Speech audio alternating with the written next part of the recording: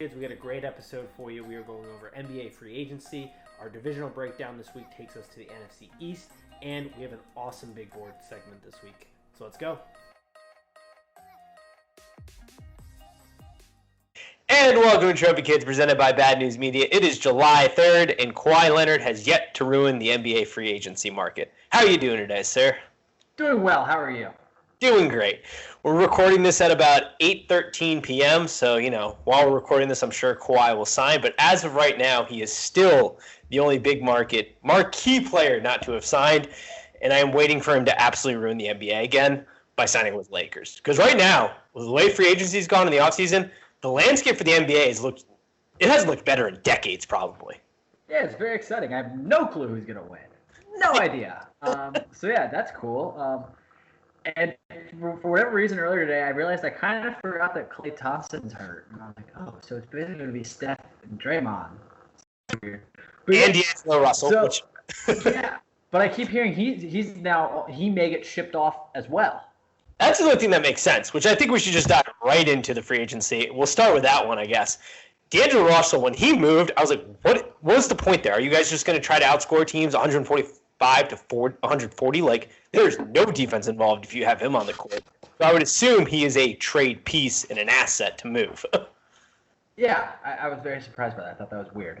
I would assume, they're going to move him. I saw maybe Phoenix. I don't know. I wouldn't want to go there, but if that's what ends up happening to him, that happens to him.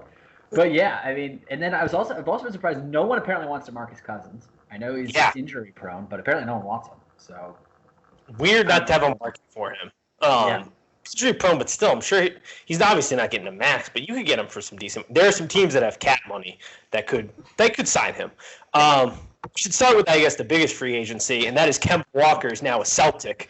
My Celtics have gotten themselves the marquee guy in the free agency with Kemba Walker, and Kyrie is gone. He is out the door. Kemba to the Celtics. Kyrie, see you later. We got ourselves here in Washington. We got ourselves Isaiah Thomas. Speaking of former Celtic stars, he is. I saw he signed a 2-year deal. Good for Isaiah. I mean, the short men do not age well in the NBA, but still love the guy. Yeah. But and then Durant obviously Nets with Kyrie. That'll be interesting. I don't know if Kyrie's going to be able to lead them to the playoffs, though, in the first year. That is we're going to pay him this max deal to get 3 years out of him. Because they're essentially, paying him, I guess, because he's not going to play next year. So it's basically like paying him something like $55 million, I think, for the next 3 years, which I still don't think it's going to work. I think those two are going to end up hating each other. Me too. Also, shout out to the New York media. Have fun with those guys, because Kyrie was the dickhead who was like, when we all saw him in the tunnel during the All-Star game, like, they got 2 max contracts, and everybody was, like, freaking out. And he was like, there's no reason to freak out. Well, there was, because that's exactly what you were talking about. Exactly. So shut up, you flat earther, like, weirdo. 2 snakes. Yeah, 2 snakes, 2 guys that I do not think are going to get along in the end run. I guess we should also mention New York Knicks. I was thinking back about this. Before the lottery, the New York Knicks fans legitimately thought they were going to get Zion, Kevin Durant, and Kyrie Irving, and they've gotten Julius Randle out of the whole thing.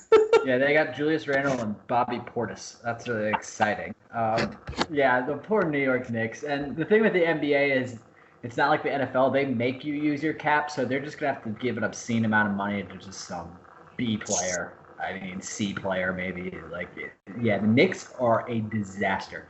They have the worst owner in sports. Daniel Snyder looked like a king. If you're a Knicks fan, I think you guys all have to band together and just not go to games. That doesn't mean you can't still watch them on TV, but if you're a season ticket holder, I think you have to cancel your season tickets. If you're thinking about tickets, you just cannot buy them and just not go. Like, that is embarrassing what has happened this free agency, and it's all because of your owner. Because they wanted to go to New York, they just went to the Brooklyn Nets, who have completely cucked the Knicks in New York in that space right now.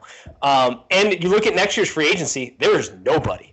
Like, this was the year. Like, unless Anthony Davis pulls out of the Lakers, which I would assume he probably won't, we'll have to wait and see, but there isn't much next year in free agency. So this is about as nightmare of a nightmare situation you get for the New York Knicks. But it's also nice to knock them down a peg, given they still think they're relevant in, like, this awesome franchise that everybody wants to go to. Meanwhile, nobody since Melo has decided to go there.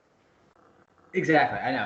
I hate how they get this like reputation as being like, oh, well, it's New York. Everyone wants to go to New York. No one wants to go to New York. No one's been there in forever. Saying how New York always has this reputation of being like a place where players want to go play, and like the Knicks are some attractive destination, and they haven't been attractive since like Patrick Ewing was on the team. Like, or Mel. I mean, I give it to Melo, but like honestly, they have not been an attractive team to play for in forever. No, yeah, it's an absolute disaster in New York as far as the Knicks go. Brooklyn, I mean, they're not an awesome franchise because I still feel like the Celtics are going to have picks from that fleece of a deal they had with Garnett and Paul Pierce until the day I die. But that is nice if you're one of the like random Nets fans out there to have Kyrie and Durant. The other big move was Jimmy Butler, I guess, has just decided to give up on trying to win a ring because he's doing that kind of like Manny Machado, going down to a nice little beach vacation and just playing out the rest of his days, making a sweet, sweet deal on the beach. Jimmy Butler's just a strange individual. I mean, I think like he strikes me as someone who like doesn't want any other stars on his team. He just wants to be the man, and he just wants to be angry and be mean to everyone. I kind of love him. I think he's kind of hilarious. I mean, yeah, the all-time greatest move is when he showed up to the practice and took the scrubs and beat the starters in what was it? Who was he on? Chicago? Jesus, my memory's lapsing here. Wait, what did you say? Sorry. When Jimmy Butler decided to take the scrubs and just... Oh, when he was on the Timberwolves? Yes, the Timberwolves. There we go. I was going to say the Timberwolves, and I was like, that doesn't sound right. It was the Timberwolves, yeah. Just yelling at everyone and all the coaches. It's one of the best stories ever. Oh, so great. I don't know what the 76ers are going to do because, well, yeah, they signed Harris. I guess they decided they just don't want to shoot the ball anymore because their biggest enemy next year is going to be the three-point line. You lose J.J. Redick to New Orleans, which New Orleans is looking better and better each day. And then you literally have nobody who can really shoot the basketball on this team. So I don't know what the plan is with the 76ers. I mean, a ton of talent that can get to the rim, but just pack it in, and their worst enemy is the three-point line. Exactly, and in today's NBA, that's pretty much the worst thing to be your worst enemy. Yeah. It's how you win. Yeah, it is how you win in today's NBA. The other notable thing, back to sort of my Celtics, Al Horford leaving, trying to replace him with Cantor. Obviously, you're not going to replace Al Horford. That is a good move for a guy who's going to help mold like Embiid and like hopefully get him to like stop eating like shit and like train and be an actual pro because he is the ultimate pro. That hurts for the Celtics losing him. Cantor's a decent fill-in though. I'm not mad about that. Him mixed with Kemba and everybody else, I think they're in a good spot. So overall, free agency's been awesome. It's just Utah Jazz are doing great things. It like the landscape, the East looks awesome. And if Kawhi goes back to Toronto, it'll be the first time once Klay comes back in a year and Durant comes back in a year, the NBA will be evenly mixed with a ton of awesome games and competition going on. Yeah, so I agree. I definitely hope he just goes back to Toronto and we just have a great upcoming season.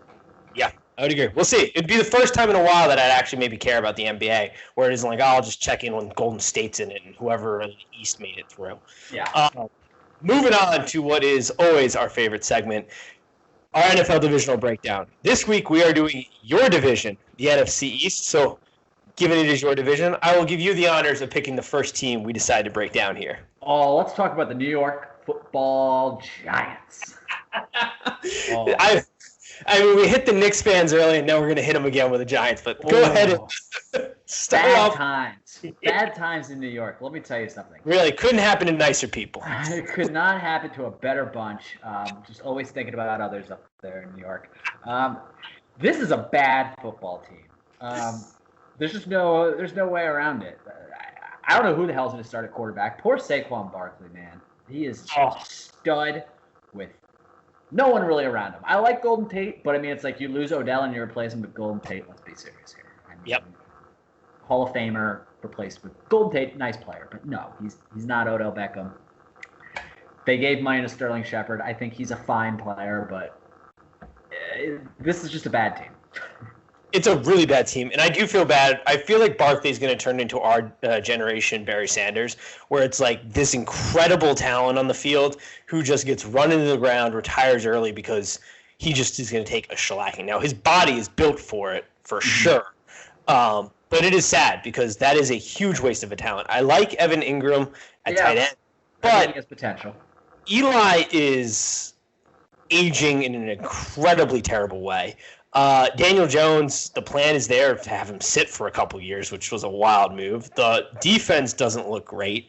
You've got I like the Jarrell Peppers at safety. That's a nice pickup. Alex Ogletree, decent linebacker, but overall, yeah, bad defense. And they lost one of their best players in defense. They lost Landon Collins. They got rid of Damon Harrison. I don't know what Dave Gettleman's doing. I like what he's doing because he just shipped Odell off. I was so happy about that. Odell just eats us alive, so that was great. Bye-bye. Yeah, I don't know what he's doing, but I see this as a 3-4 win team.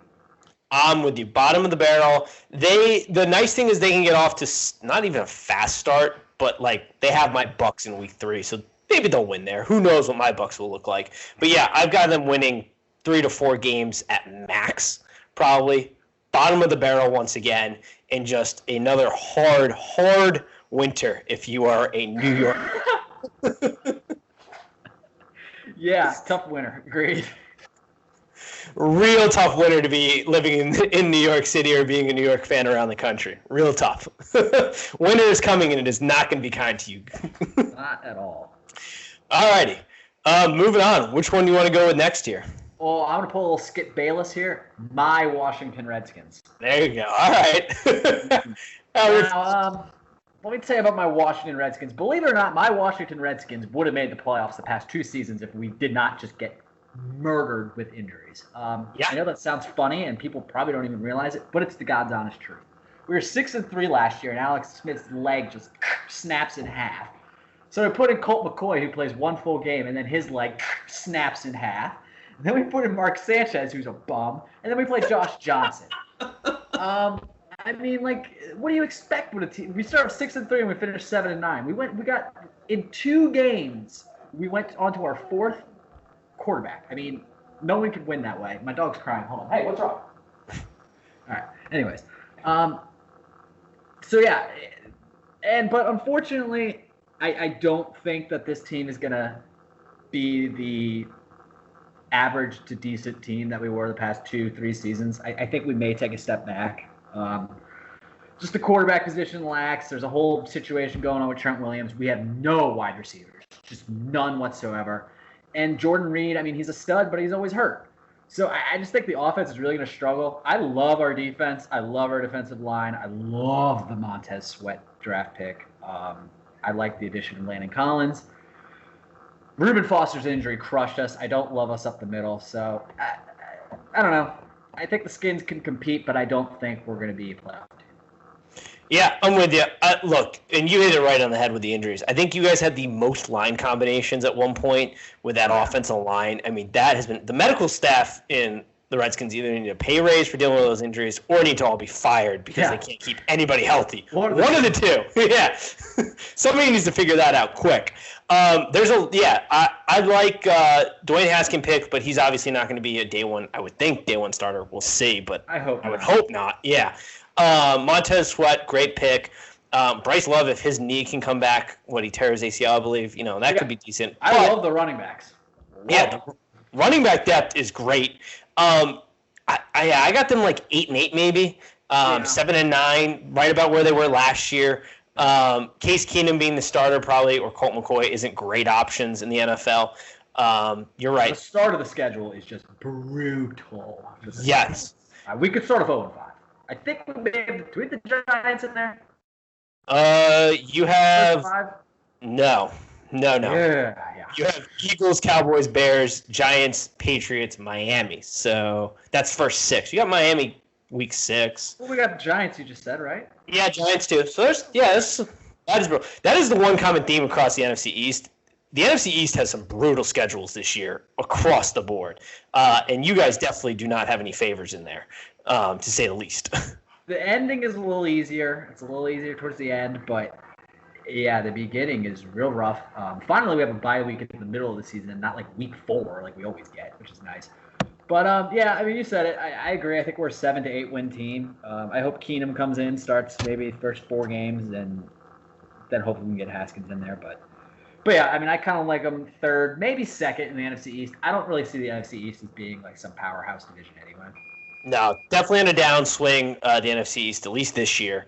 Landon Collins, nice pickup for the Redskins. We mentioned him leaving the Giants. Good pickup. I don't know if you mentioned him or not. But yeah, tough schedule, tough roster right now. Trent Williams, shout out to Trent Williams. Talk about a dude who is just an animal. An absolute animal banger. Didn't leave for another team. Has stuck it out in Washington. That is a man. I will still remember the day he punched Richard Sherman in the face, and that was one of the all-time moments. Yeah, that was awesome. He's just an absolute animal. I remember there's one story about Trent when he was at a club in Hawaii during the Pro Bowl. He got tased, and someone bashed a bottle over his head, and he doesn't go down, and he just starts a brawl in the club. I mean, he's just an absolute animal. Yeah, he's the dude you like on your line for sure. If the line could stay healthy, that'd be nice. But yeah, 8-8, 7-9 is where I got him. Third place once again in the division. That's gonna be the common theme. Not a whole lot of movement in this division right off the bat. Now, injuries aside, this is our way too early, no good for nothing predictions because anything can change in a New York minute. But that's where I've got him.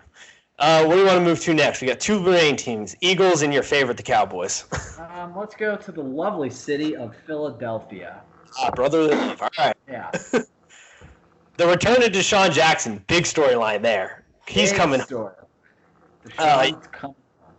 You got Jordan Howard added to that, Malik Jackson, Vinny Curry, Zach Brown. I mean, they had a pretty good offseason. You lose the depth piece at quarterback, which has been so crucial for them, and Nick Foles, because you'd rather wrap Carson Wentz in bubble wrap if you're going to throw him out there, but not a whole lot of backup there. How do we feel about the Eagles, where they're heading in the direction this season? I mean, I like the Eagles in what I would call a pretty weak division. But the key is Carson Wentz. Can Carson Wentz finish the season? Can he withstand the beating that he takes? I mean, he holds on to the ball for a long time. He's very mobile. He's good at creating, but he takes a lot of shots. So, I mean, I think that's a big thing. Like you said, they picked up Malik Jackson. I love that defensive line as well. I think the Skins have one of the best D-lines, but I also think the Eagles have one of the best D-lines in the NFL. So I love that. But I don't know. It all comes down to Wentz for me. It's hard to predict. Yeah.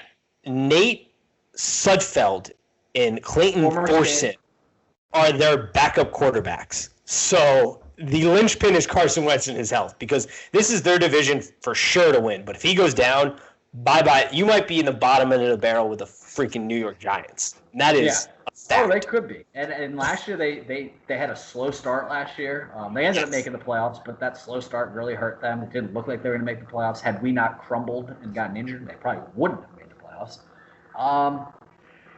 But one thing I will say is, I mean, I love the pickup of Jordan Howard. Somehow the Eagles just trade like 6th-round picks for running backs, like it's nothing. It pisses me off. I always see this and I'm like, why aren't? I mean, not that the Skins need a running back, but I'm just like, why aren't the Skins making these trades? But whatever. But one thing I will say also is with the NFC East. I mean, I'm not really a trend person, and I don't believe year after year really makes like a big difference. But I don't think there's been a back-to-back winner in the NFC East since like 2003. It's ridiculous. Yeah. So there is that.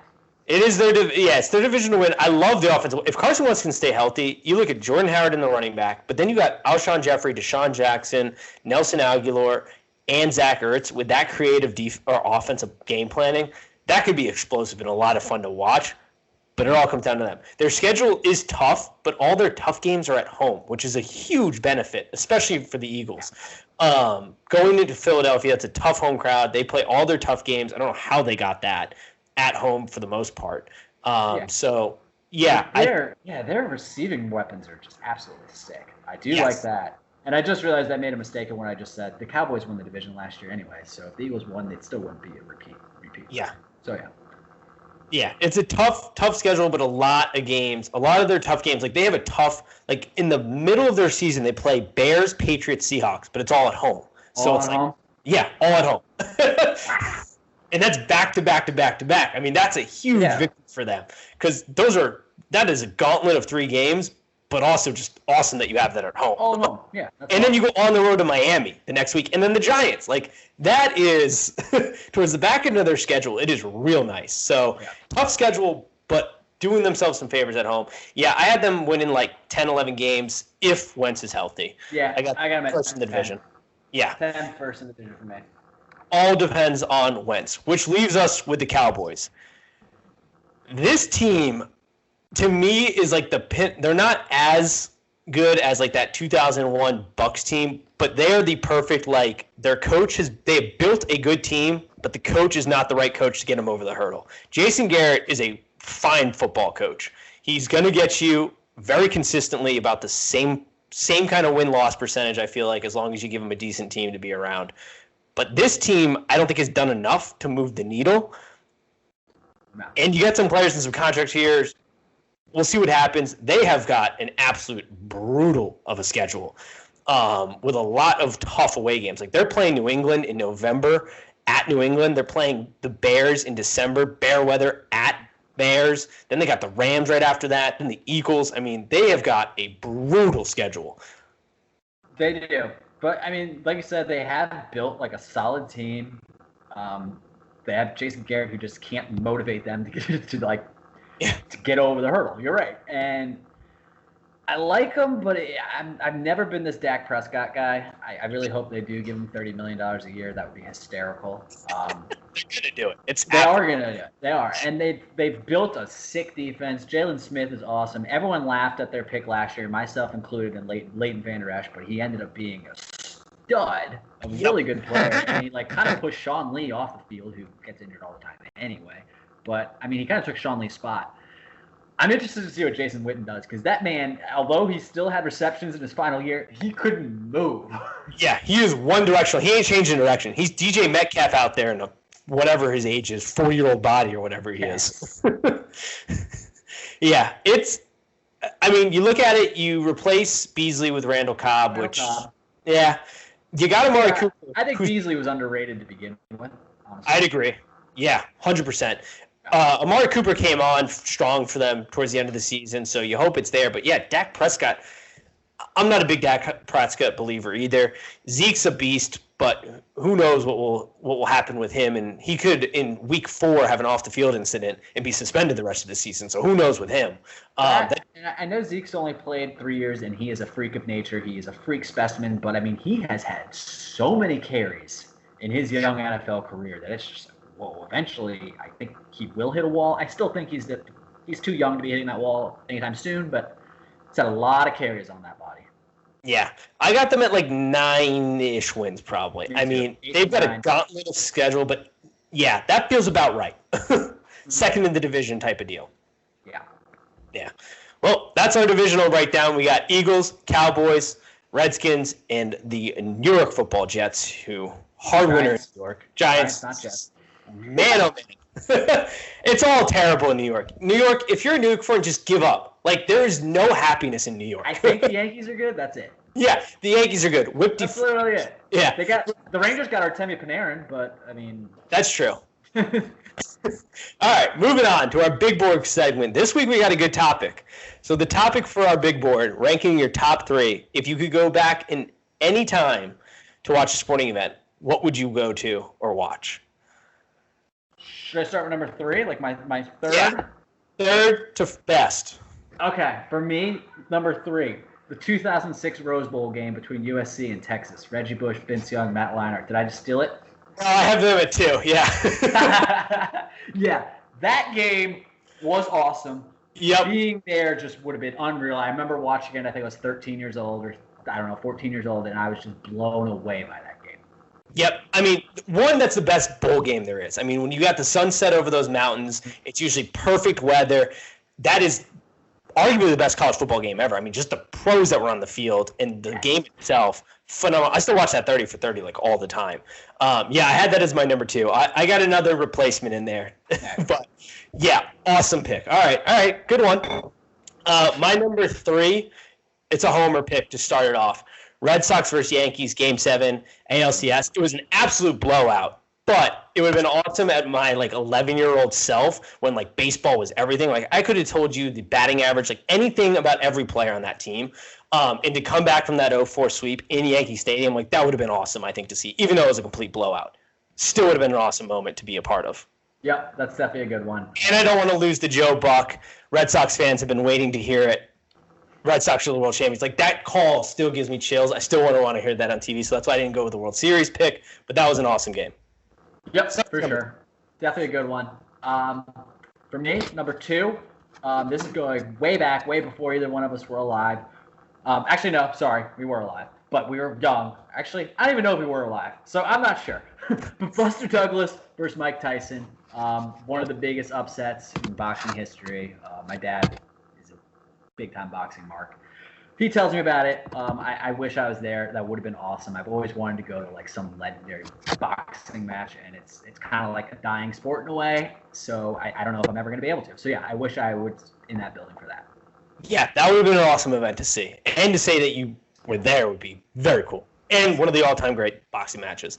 My number 2 is The Shot. Michael Jordan, 1989, against the Cavs, trailing 199. I would have loved to bet in that moment and be like, I was there when Michael Jordan obviously was a good player at that time, but I feel like that was the moment that just set off the legendary status of Michael Jordan. Agree. And to be there for that shot, him jumping in the air and giving the fist pump would have been awesome to see. So that's my number 2. Absolutely. Definitely a classic. I also did want to pick a Jordan one, but I couldn't think of one specific one. Yeah, it's tough. So, yeah, I was thinking about, his last game was a Bull.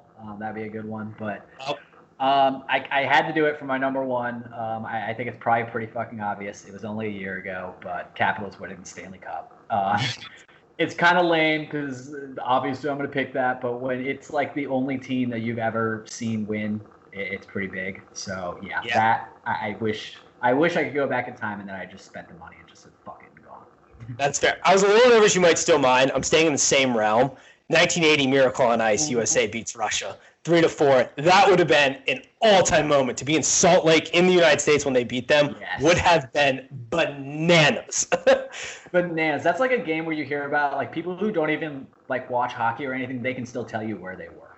Yep. Yeah. All-time moment. Definitely wasn't alive for that, but would have been sweet if I could go back in time and be get a ticket to that game and then go out. Could you imagine going out drinking that night? I could. Yeah, it must have been absolutely insane. That would have been bananas. All right. Well, good top 3. I like all those. Wrapping it up, final thoughts. Got any final thoughts before we head into the 4th of July weekend? Nothing really. Be safe. Don't blow your hands off. It's not worth it. Yeah, very true. I got one, and this could go under the category of Nate missed because I meant to bring it up last week when we were talking College World Series. I can't believe that in college baseball, they're still allowed to use aluminum bats. That is madness. Don't get me wrong. It sounds awesome when the bats are chirping and you hear that pop off the aluminum, but those are some big freaking dudes. And that exit velocity has got to be wicked fast off that bat. I agree. It's a good point. They are big boys, and you kind of see college sports kind of a lot of sports like basketball, they're moving back the 3-point line, just toughening their games because athletes these days are just too good. So yeah, I would probably have no problem give them some wooden bats. Yeah, it was. Yeah, when I remembered that, I was like, this is absolutely. How do they not have netting around the entire field? I'd be wearing a helmet if I was a pitcher. Oh yeah, coming back off an aluminum bat. Do you remember? You and I weren't freaking all-star baseball players or anything, but do you remember when we made the switch to big barrels? All of a sudden you feel like you were on steroids when you connected with a ball. That ball flew off your bat. Unreal. I can't believe they're still playing with them, but that's crazy. Yeah, I had that. Yeah, be safe. Don't pull a JPP and blow off this weekend. Make sure you're using fireworks safely, and we'll see you next week. Peace.